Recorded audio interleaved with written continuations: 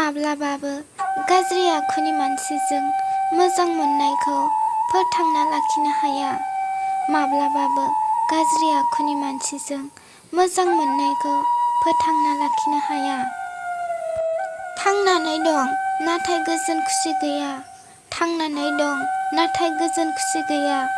हास्थायनाय दं नाथाय जेबो मुलाम्फा गैया। हास्थायनाय दं नाथाय जेबो मुलाम्फा गैया। अब्लाबो सानो गोसोआ नों थानायमोनब्ला बेसेदि गोजोन जागौमोन।